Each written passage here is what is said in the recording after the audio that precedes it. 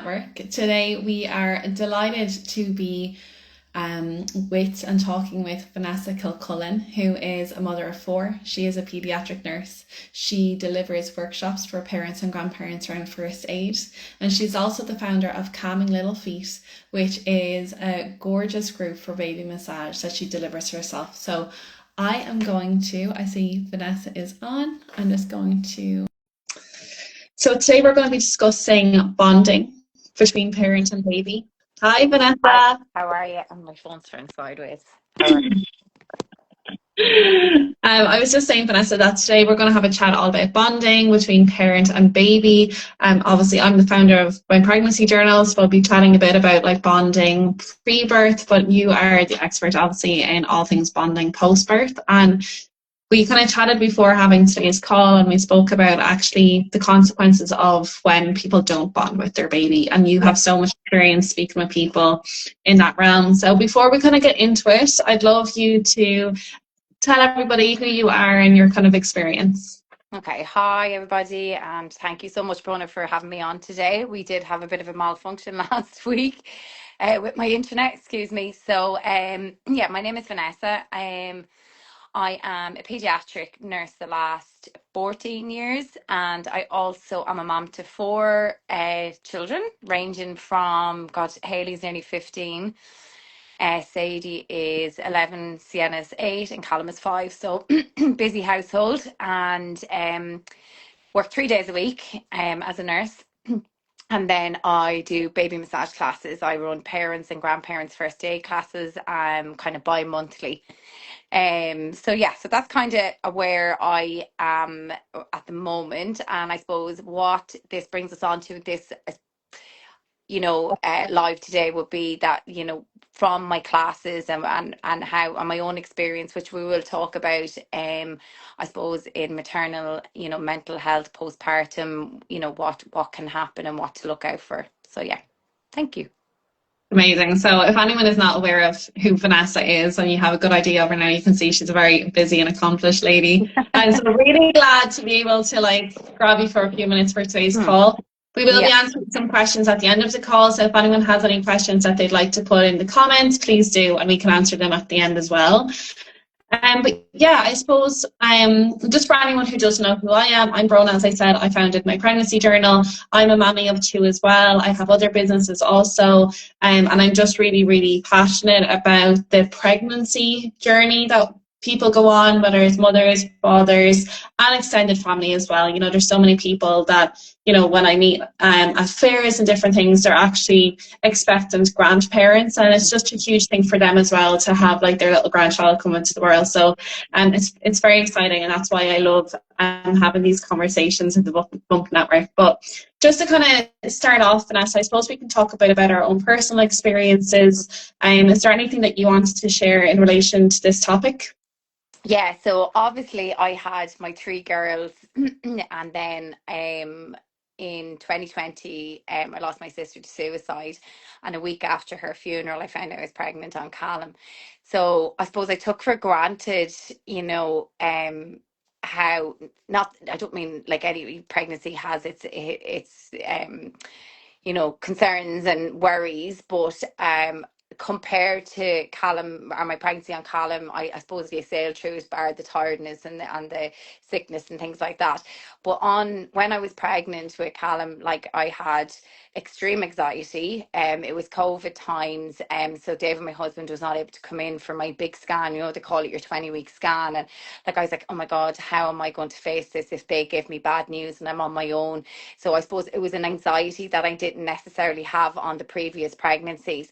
And it was obviously I was dealing with grief, and I suppose that's how it manifested, was through my pregnancy. Because yes, I did seek counselling and had online counselling, and was part of support groups for I suppose survivors of family or friends that they have lost to suicide. So I did have a support network, but that still didn't take away from it. Like, I think I had this conversation with you, like I only ever had a panic attack once when I was, I think, 19, and I didn't know what was happening. And then like thought I was having a heart attack. I had this pain in my chest, and I like drove home to my dad. Dad, I think I'm having a heart attack. He's like, you're having a panic attack. Never had one again, but then I had one again when I was pregnant on Callum, and thank God I haven't had one again since that. But it just shows that no matter what our experiences are, that every pregnancy is different. Every experience is different, and every person is different.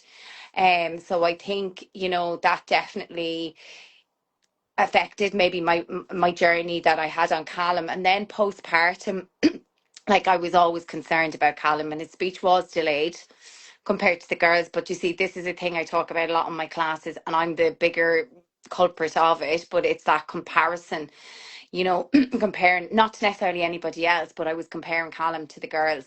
But like, he had three big sisters that like spoke for him, that done everything for him. Now you can't stop him talking. He's 5, there's nothing wrong, but developmentally I was concerned, and I was running to my public health nurse. But that in itself was a whole anxiety piece, that I was, oh my God, there's something wrong, there's something this. And, you know, sometimes too much knowledge can be detrimental to us as well. Being a paediatric nurse, you know, I'm looking out for signs of this and signs of that. And is it necessarily benefiting me? Look, he's perfectly fine. But I suppose that's why we kind of want to talk about this topic, you know, in our own experiences as well. But also we will come back to that later. But what I have, I suppose, witnessed through my classes as well, hence the name bonding. So I'm going to put it back to you, because I kind of get then when we had this conversation about your experiences when you were pregnant, and then that's why you developed your pregnancy, my pregnancy journal. So do you want to say how we kind of came up with this idea, or? Absolutely, yeah. So, like, initially coming up with like what the topic that we would talk about is like, well, you do your baby massage and everything. I have the journal. Like, what's kind of like the thread that connects what we do, and both of them are bonding. So it's creating that bonding experience between parent and child. But then as we met to discuss, like, the conversation just kind of went in this whole kind of like mental health pre and postpartum space. And we were chatting, you shared your story, and I was saying that when I got pregnant with my first child, Brona, her name is also Brona Bjog,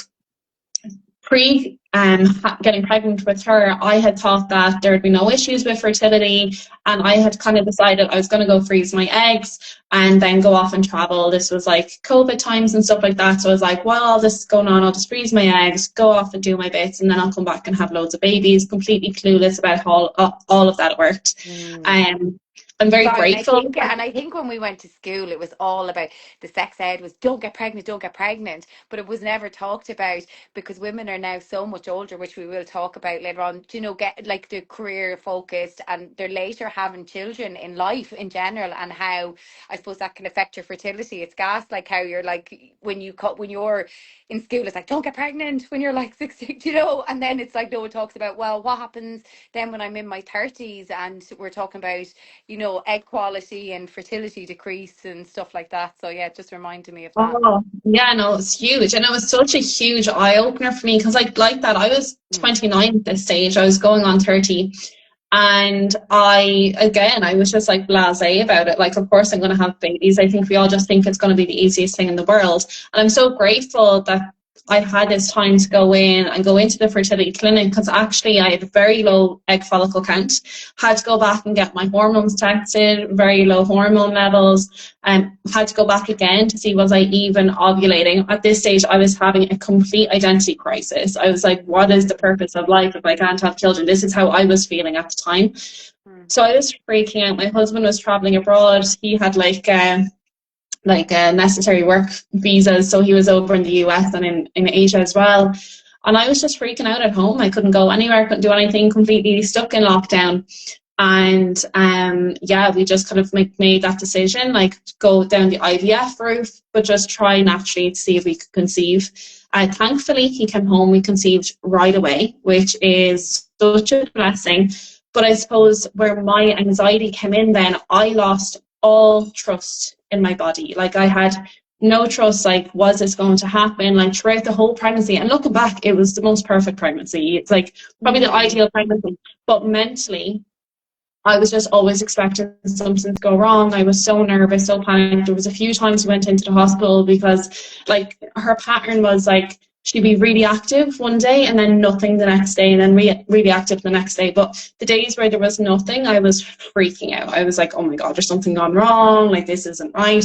Even postpartum. So I was breastfeeding. I didn't get my period back for 10 months. And I was like, will I be able to do this again? Was this a one-off fluke?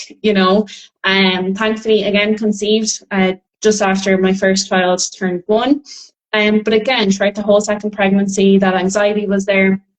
And then post Saoirse, which is when I developed my pregnancy journal, because I was just so passionate about like preserving that time.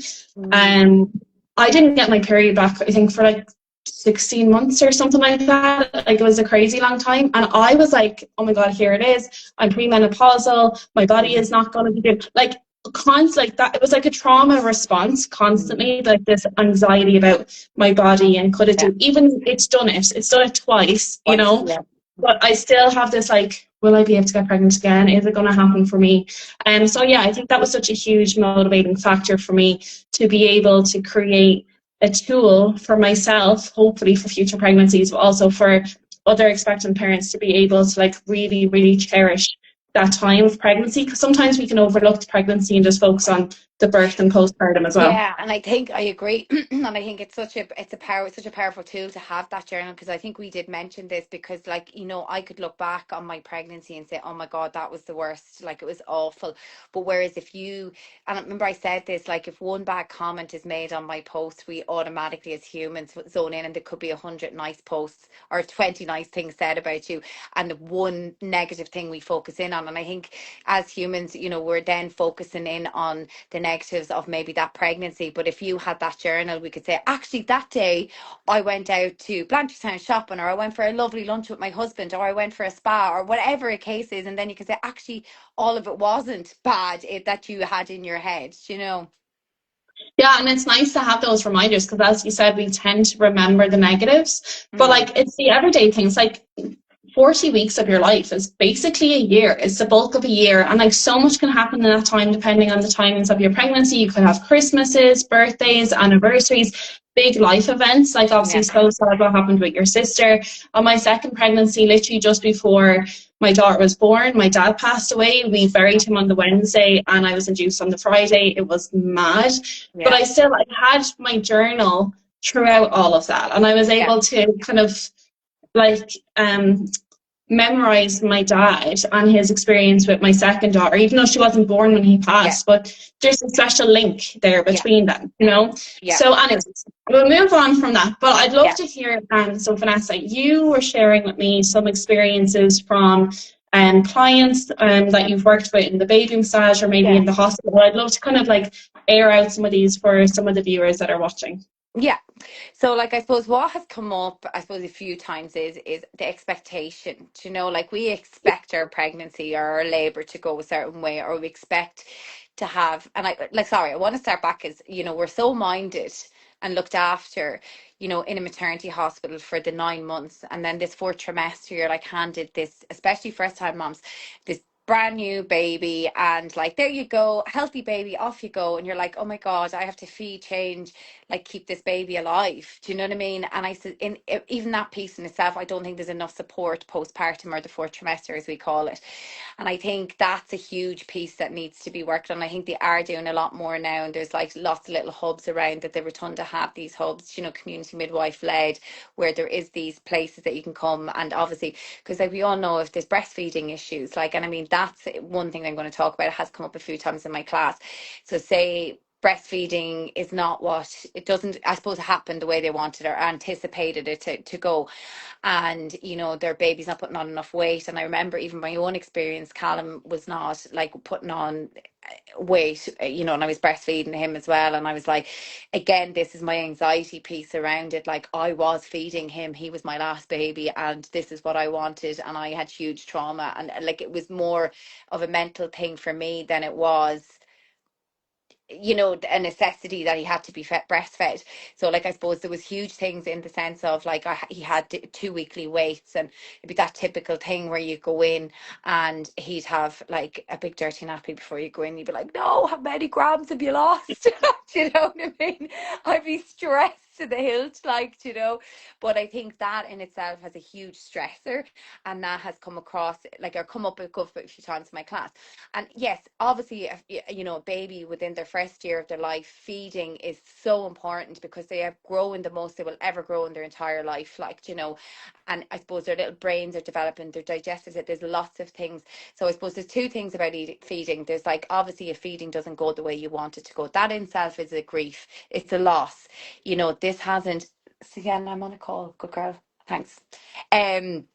It in itself isn't what you anticipated. So it's about acknowledging that grief. It's like, this journey has not gone, my feeding, my breastfeeding journey has not gone how I anticipated.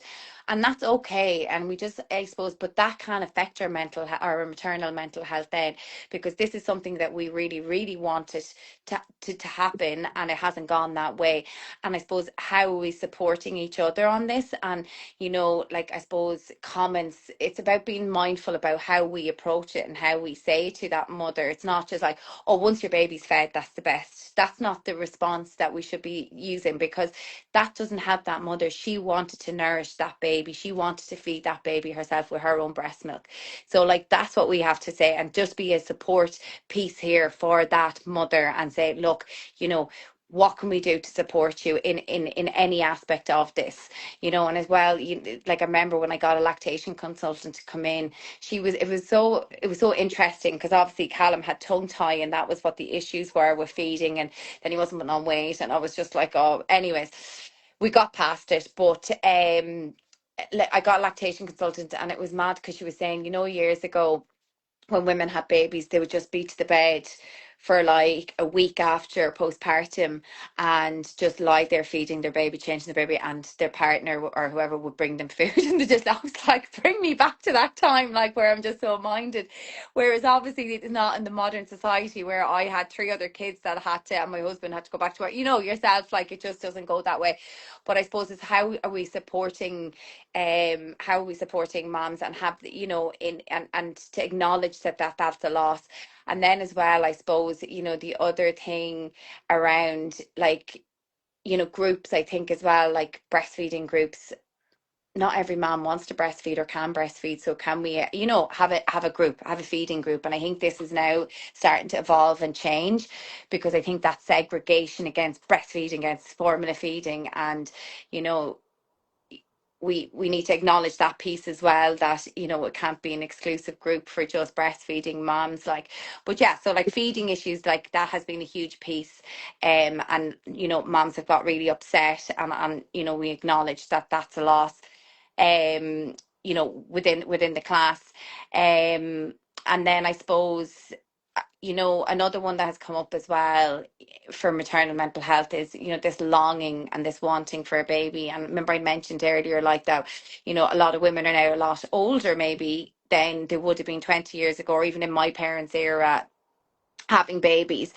And as we said about fertility, and I have friends, I have lots of moms that have come to my group, that, obviously struggled to have this baby, and you can relate to, well, like, you can relate to it prior to having Brona, that the worry and struggle that you thought you would have had, and thankfully you didn't. But not to take away from that anxiety, but you can kind of, I suppose, relate in a way that if you really, really, really want this baby, and then baby comes along and it's not what you expected, and that's okay too. Like, you can have a colicky baby. There's lots of babies with, like, I always say to moms, like, babies that are born, their digestive system is very immature. So that's why we have these things such as, like, feeding issues, or feeding issues such as not colic, or like reflux and things like that. And if you have a reflux or a colicky baby that doesn't sleep, and then the lack of sleep then has a knock-on effect then on your mental health. Like, I would say, when I used to do nights as a nurse, like, I'd be delusional after nights, and on my last night I'd come home and I try and stay awake all that day to try and get back into my sleep routine. Like, I mean, like, I would be nearly hallucinating, and that's just after one whole, did you get me, 24 hours awake. Yeah. So can you imagine a new mother, their partner has gone back to work, they're on their own, and this baby, their baby is colicky, or their baby has reflux, and they're really upset, and hormones dip after a baby's born, and then if you stop breastfeeding, there's another dip in our hormones. So like all this hormone imbalance, lack of sleep, can be massive on our mental health. And that's when we can start to see things like postpartum anxiety, postpartum depression, postpartum psychosis can all start to come in. And I suppose this is where our piece today, is recognizing them signs and when to seek help, because sometimes I definitely feel society has people. One mom, she won't mind me, I'm not mentioning her name, came to my class, and she ended up with like postpartum mental health. But like she says, everyone was saying to her, oh my god, you're amazing, like this is your third, like you're doing super, you're a super mom, you're back to work, you're doing this, you do like I know people only mean well, but putting that label on a mother, then you have the expectation, I have to live up to this. Oh, I'm super mom, I can do this, I can work, I can raise a family, I have like 4 kids or whatever I can have my house sorted, I can do the shopping, I can cook the dinners. It just puts a label on, and we have to be just mindful of how I suppose we speak to new moms or even subsequent moms, and because they are in a very vulnerable position, and it's like to look out for the signs of mental health, like and where to seek help and when to get help. And I think people are so good at supporting initially when a baby comes home. Oh, can I come around and see the baby? But it's necessarily when all that dies down is when they need the help. And it's not to come in and take your baby and let you go to sleep. It's to come in and maybe, oh, can I do your dinner? Can I help do the washing? Can I help clean the house? Do you want me to collect your other kids from school, or whatever the case may be? But that's what I think. I don't think, and I think people think that, oh, come in and sleep when baby sleeps, or I'll take the baby, you go to bed. But as a new mom, I didn't want to be separated from my baby.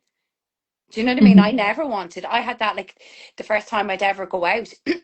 Like after there a few months, if me and David went for dinner for an hour, I'd be like, oh, I had this feeling in me that I need to get back to my baby, and I assume you can relate to that, Brona, and I think every mom has come up and numerous times in my class, they go out like or do something for themselves, which I'm such an advocate for, like filling your cup, like we can't pour from an empty cup, and I always say that, but it doesn't have to be necessary to fill your cup needs to leave your baby. Do you get me? It can be something that you can do, because me and David go out and we start talking about looking through my phone, oh look how cute she is, or like what do you know what I mean? I think every parent does that, like talking about their baby or children, like. So I think it's just that piece around being aware of what a new mom needs, and every mom is different, and it's asking them what do they want.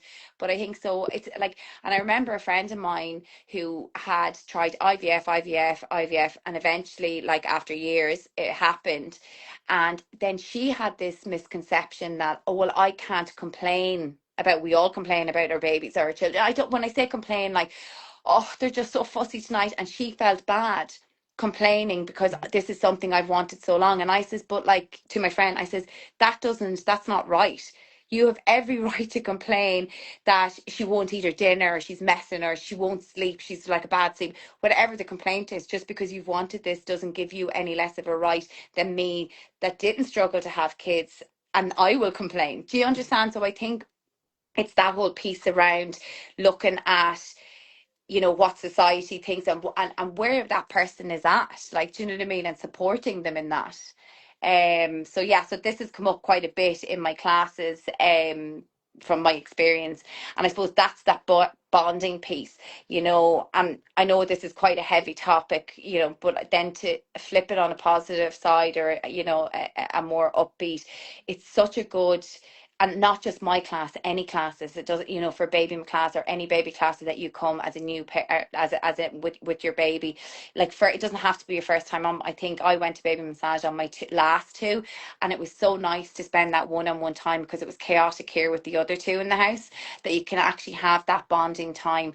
And I suppose, we all talk about bonding when we're feeding or breastfeeding, but like, I'll be quite honest, I'd be scrolling on my phone when I had them latched on. Do you know what I mean? So like, it's not that whole cooing and looking in, but whereas when I went to baby massage, I had to focus and look at cues of my baby, and I think that's where that it's learning the cues that your baby is making to you, but also enhancing that bonding and attachment. But I think as well, like, it's such a nice space also for new moms to connect with other moms. And there's still moms in my groups, previous groups, that have go on nights out. Do you know, like, their babies could be 2 now, like, do you know what I mean? And they meet and go for dinner, or go for a mom's night out, or meet for coffee. And I think that's what I love about it, because, like, we all have, like, lots of friends, but, like, you know, Brona, me and you classify as friends, but you could have a new baby tomorrow. I don't have a baby. My baby's 5, so we are at very different stages in our parenting. Do you know? So I think that's key, that you're in, and you might have a mom there. Her baby might be a month older than my baby. Your baby could be a month older than my baby, and then I'd be like, oh, we all talk about this 4-month sleep regression, or it's a developmental leap. I don't think it can regress backwards. I don't like that word, but anyways, it's used. But you could say, oh, look, I went through that. You'll come out the other end. Do you know what I mean? Or, so it's lovely that they have that connection and support, and it's always held in such a safe environment, that it's like confidence that nothing is shared outside of it, that doesn't, you know, that the mom doesn't want to be shared outside it, you know. So I think that's a lovely piece, that they still have that connection and that relationship with the other moms at the same you know, after the 6-week course. So it's a real positive experience as well. There has been plenty of tears, there's been plenty of laughs, but it's just a lovely thing. And I think anyone going forward, you know, if you were to buy someone like a present, like I always give to new moms, like a gift to my baby massage, and it doesn't have to be my classes, but I'm saying, like, something that a mom can go to. Like, there's lots of classes out there. So yeah, no, I think it's a lovely thing to do. And I So yeah. think as well, like, there are so many different supports out there. Like, you mentioned lactation consultant earlier. When I was after having Brona, no issue with her, the amount of drinks, the milk that she was getting, but it was really painful for me. And we got a lactation consultant to come in. We didn't know her from Adam, but her name was Lorraine Hogan, and she's actually been really big in HSE, like training other lactation consultants. So I think we just looked out. But she was just such a phenomenal support, and she was like, Brona just had tongue tie as well. And she referred us over to, I think his name is Dr. Alan Riley, who helped Brona with her tongue tie. We went straight away with Saoirse as well. We got doula support, so 2 separate different doulas came.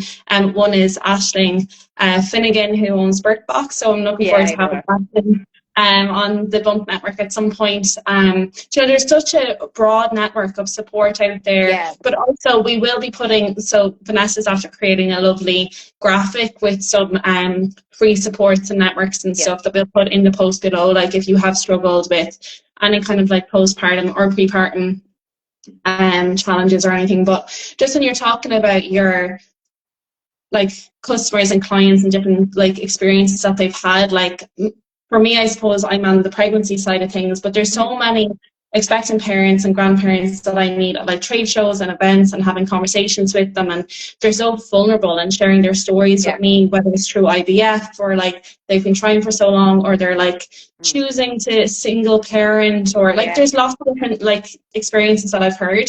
But a lot of them, like, what they do love about the journal is that there's so much space there. Like, every single week there's a couple of lines to kind of jot down what you've been doing, kind of similar to what we were saying earlier. It's nice to be able to look back and actually see the positives, but also it's just that building that connection with baby. And I just feel, total anecdotal, I don't know if this is true or not, but I feel that having that intentional bonding experience with baby pre-birth, I would hope would have a positive impact on like reducing